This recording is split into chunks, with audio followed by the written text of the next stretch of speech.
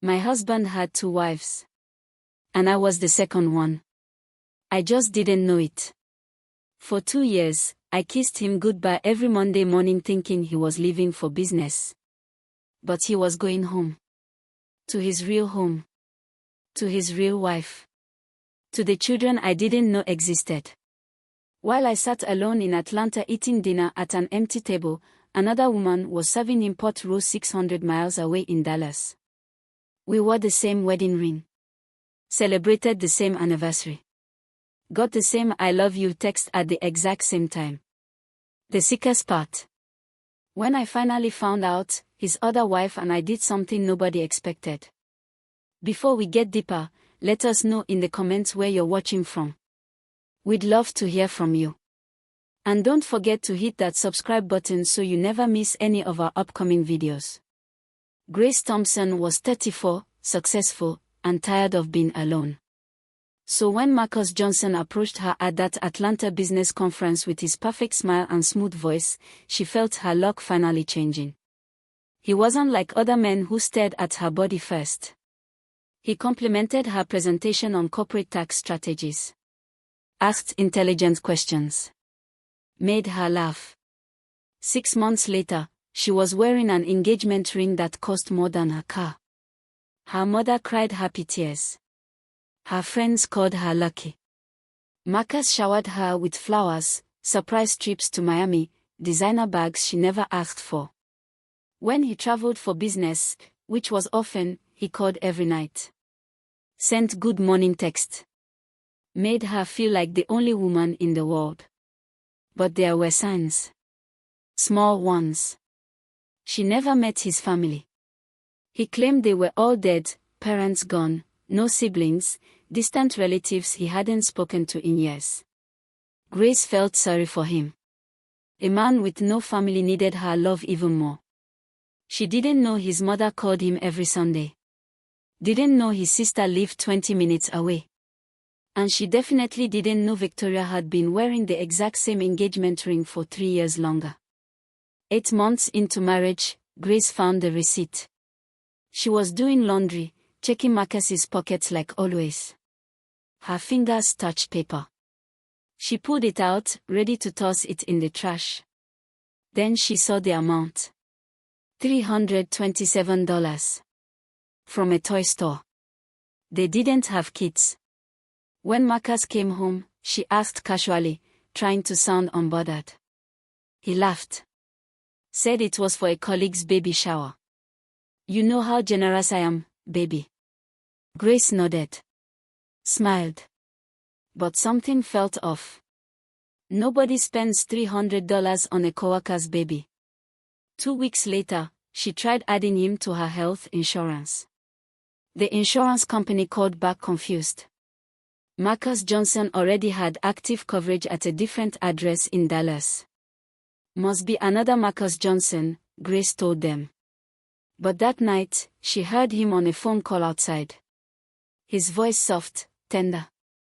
The way he talked to her in bed. I'll be home soon. Kiss the kids goodnight for me. Grace's blood turned ice cold. Kids? What kids? 600 miles away in Dallas, Victoria Johnson was living her own version of this lie. 7 years married. 2 beautiful kids, Timothy, 6, and Jasmine, 4. A 4-bedroom house with a white picket fence. The American dream.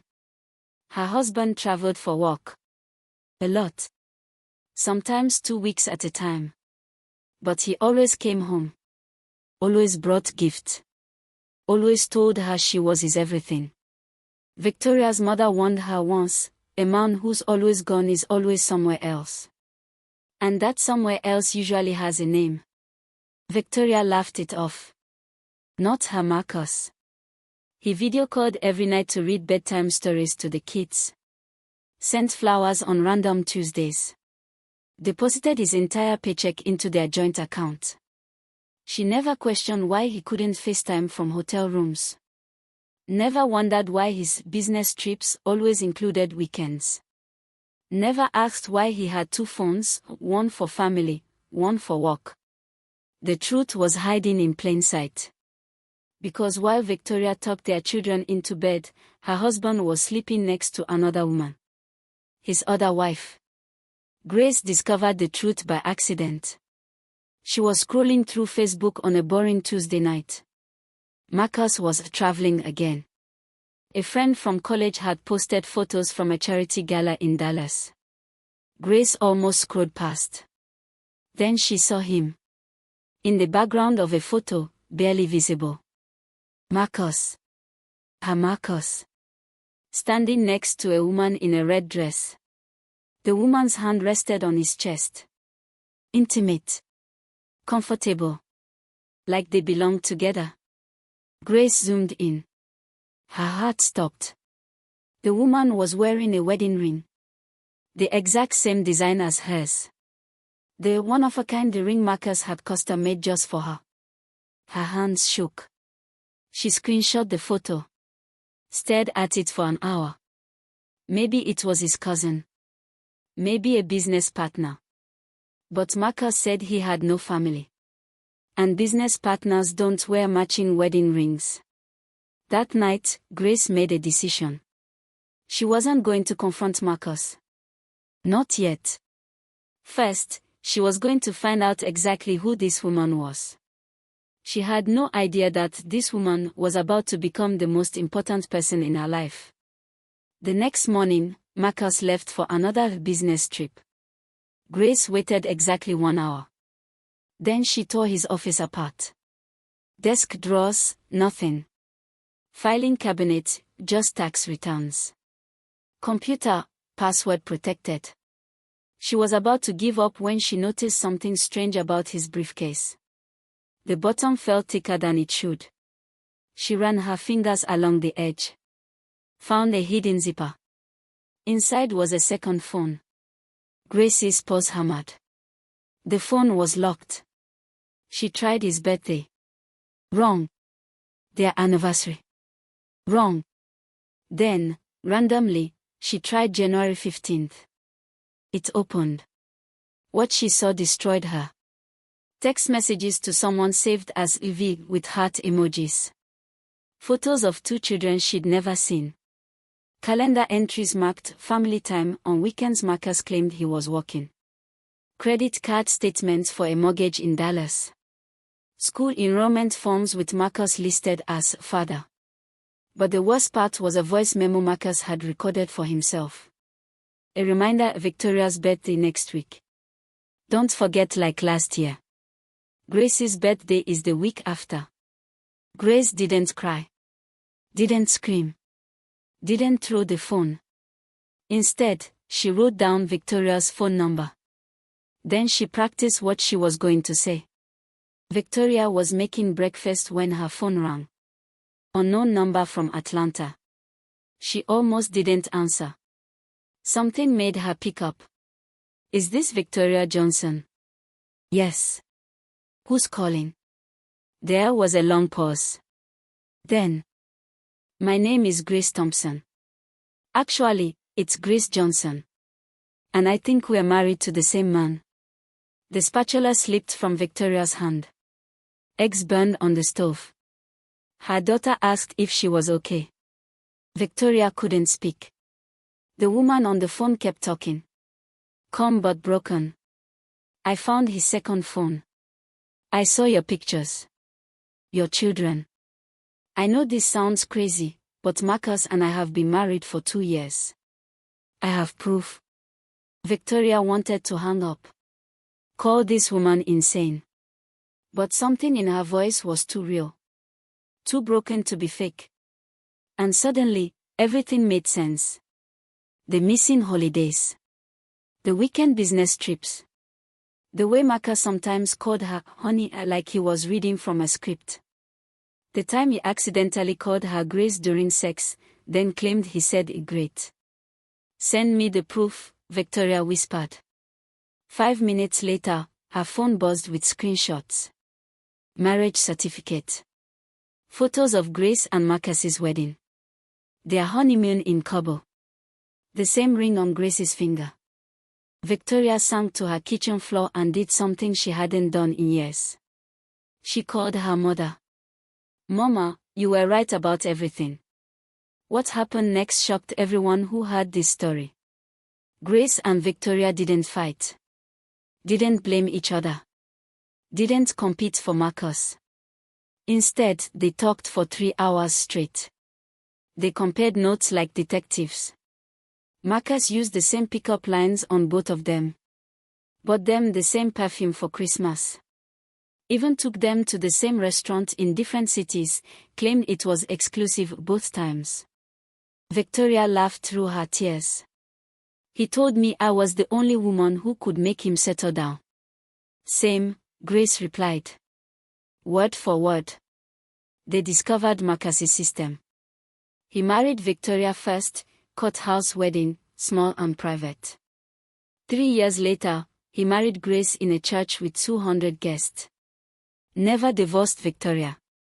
Just started a second life like he was playing a video game with multiple saves. The women made a pact that night. They wouldn't let him get away with it. But they wouldn't do it quietly either.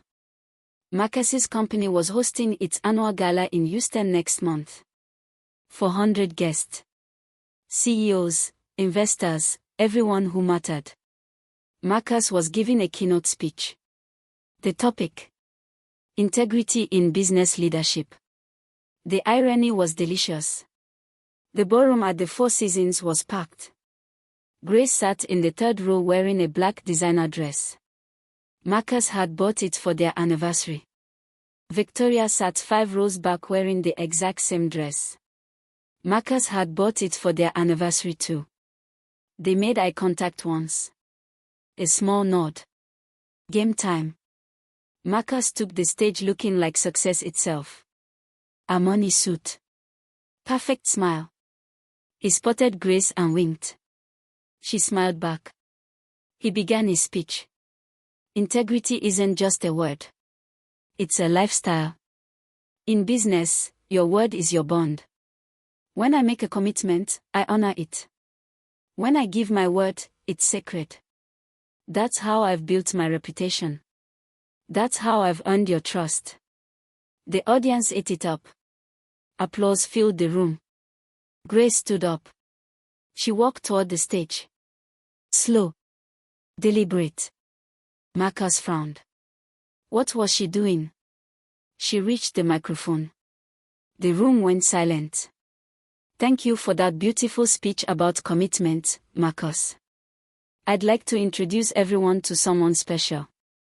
She looked directly at him. His face drained of color. "This is Victoria Johnson, Marcus's wife of 7 years."